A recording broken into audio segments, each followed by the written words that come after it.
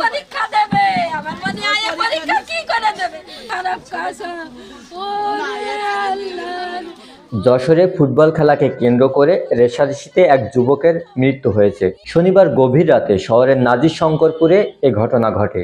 নিহত নূর হোসেন ওই এলাকার নজরুল মোল্লার ছেলে ও শহরের আব্দুর রাজ্জাক কলেজের উচ্চ মাধ্যমিক প্রথম বর্ষের শিক্ষার্থী।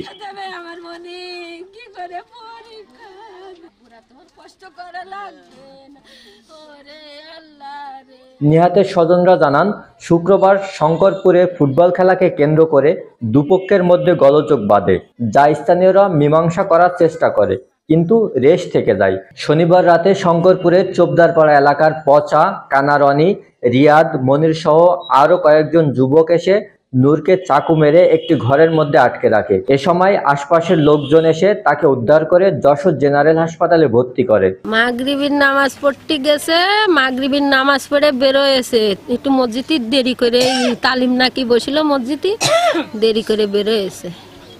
বেরোয় বাড়ি আসার পথে দেখে কি ওই শান্তরে ধরে কারা মারতেছে।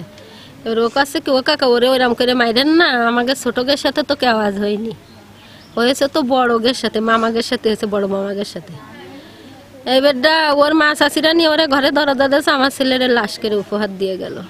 কি বিচার চাবো, কার কাছে চাবো বিচার? শঙ্করপুরি ঘরে ঘরে এরকম নিরীহ ছেলে ফেলের মারলি বিচার নেই, যদি সন্ত্রাসী মারে তার জন্য বিচার আছে। কার কাছে বিচার চাবো আমি? কিডা করবে বিচার? কিডা করবে বিচার? আমার সন্তানকেও ফেরত দিতে পারবে? আমার ছেলে আয়ে পড়তেছে পরীক্ষা, আমার লায়ক বিটা, আর আব্বু গরিব মানুষ, রিক্সা চালায়, 3টে ছেলে মেয়ের লেখাপড়া করায়। ওর আল্লাহ আল্লাহ রে, এই পরীক্ষার রেজাল্টটা বেরোলে আমার মনে একটা কাজ করতে পাইতো। খেলতে গেছিল, মাইরেছে, মূলত মাইরেছে আমার ভাইরে কানারনি, রিয়াদ, বাঁধন, সুয়াগ, তারপরে আকাশ, মেলা মানুষ, এরকম আরো মেলা মানুষ খেলা নিয়ে বন্ধুরে বাসাতে যে ওই হয়ে গেল।